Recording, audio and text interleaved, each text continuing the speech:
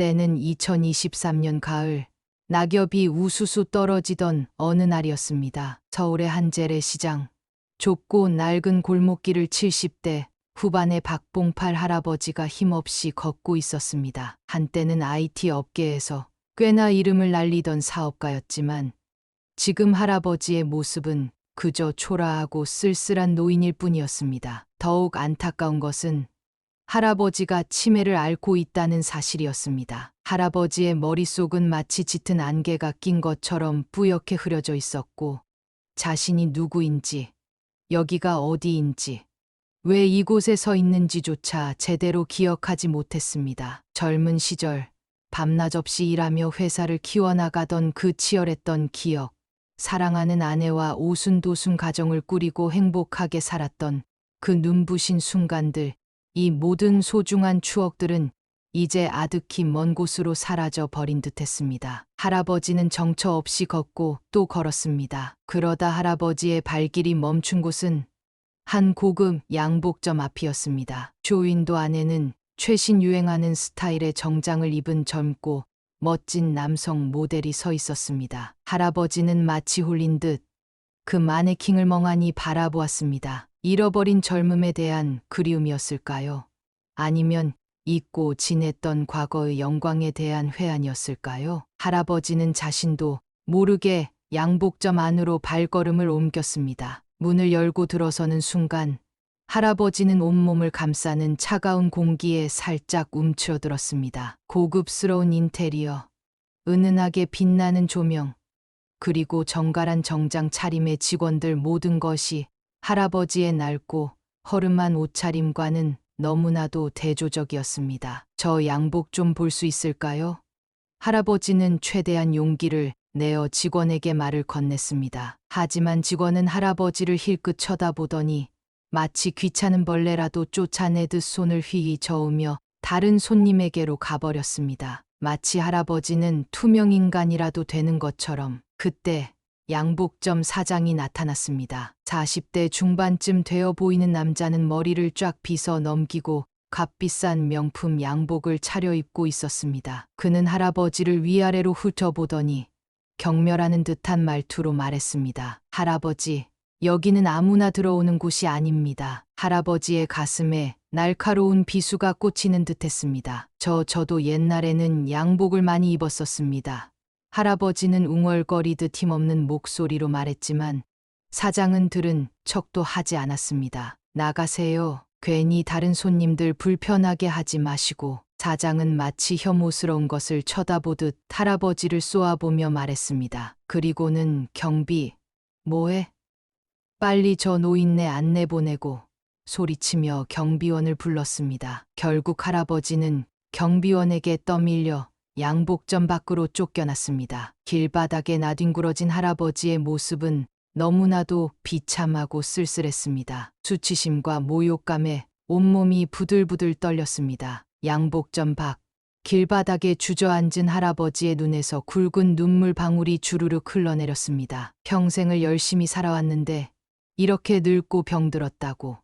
길거리에서 개, 돼지 취급을 받다니 억울하고 분하고 서러운 감정이 복받쳐 올랐습니다. 바로 그때였습니다. 할아버지의 머릿속에 마치 번개처럼 한 가지 기억이 스쳐 지나갔습니다. 아주 오래전 할아버지가 아직 젊고 건강했던 시절 이 양복점 건물에 투자했던 기억이었습니다. 아주 희미했지만 분명한 기억이었습니다. 할아버지는 떨리는 손으로 품 안에서 꼬깃꼬깃한 수첩을 꺼냈습니다. 수첩에는 낡고 빛바랜 글씨로 여러 사람들의 이름과 연락처가 적혀 있었습니다. 할아버지는 그 중에서 한 사람의 이름을 찾아 떨리는 손가락으로 휴대폰 번호를 눌렀습니다. 다음 날 아침, 박봉팔 할아버지는 어제와는 완전히 다른 모습으로 양복점 앞에 다시 나타났습니다. 허름한 옷차림 대신 깔끔하고 고급스러운 정장을 차려입고 있었죠. 그리고 할아버지 옆에는 40대 초반으로 보이는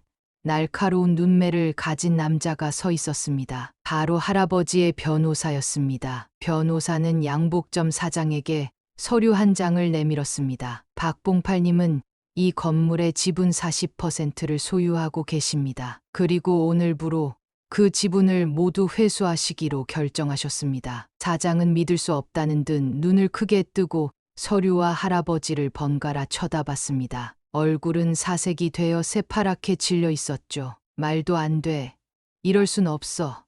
사장은 거의 울부짖듯이 소리쳤지만 이미 늦은 후였습니다. 변호사는 박봉팔 할아버지의 지시대로 양복점과의 임대차 계약을 즉시 해지했습니다. 그리고 할아버지가 그동안 받지 못했던 임대료와 그동안의 정신적 피해 보상까지 꼼꼼하게 청구했습니다. 양복점 사장은 땅을 치고 후회하며 할아버지에게 싹싹 빌었습니다. 할아버지, 제발 한 번만 용서해 주십시오.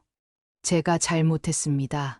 하지만 할아버지의 표정은 냉정하기 그지없었습니다. 결국 양복점은 문을 닫아야 했고 사장은 거리로 나앉게 되었습니다. 한때 돈과 권력을 쫓아 사람을 함부로 대했던 그는 이제 모든 것을 잃고 비참한 신세가 된 것입니다. 박봉팔 할아버지는 변호사의 도움으로 잃어버렸던 기억을 조금씩 되찾기 시작했습니다. 자신이 한때 얼마나 잘 나가던 사업가였는지, 얼마나 많은 재산을 가지고 있었는지.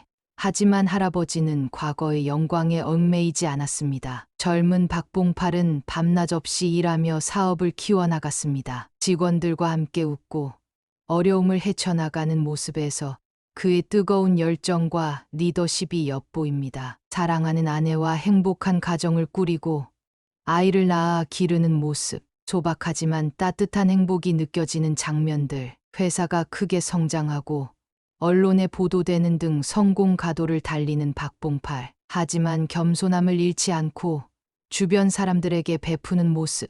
어느 날 갑자기 찾아온 불행, 기억을 잃어가는 자신을 보며 절망하는 박봉팔. 아내는 그런 남편을 곁에서 지키며 눈물 짓습니다. 할아버지는 자신의 남은 재산을 자신처럼 외롭고 힘든 노인들을 위해 쓰기로 결심했습니다. 자신이 겪었던 아픔과 슬픔을 다른 사람들은 겪지 않기를 바라는 마음에서였습니다. 할아버지는 자신이 투자했던 건물들을 활용해서 노인들을 위한 무료 급식소와 쉼터를 만들었습니다. 그리고 그곳에서 직접 봉사하며 새로운 삶을 시작했습니다. 할아버지의 얼굴에는 이전에는 볼 수 없었던 따뜻하고 평화로운 미소가 번졌습니다. 어느 날 할아버지는 우연히 재래시장을 지나게 되었습니다. 그곳에서 할아버지는 젊은 시절 자신의 단골 식당이었던 국밥집을 발견했습니다. 국밥집 주인은 할아버지를 알아보고 반갑게 맞이했습니다. 아이고,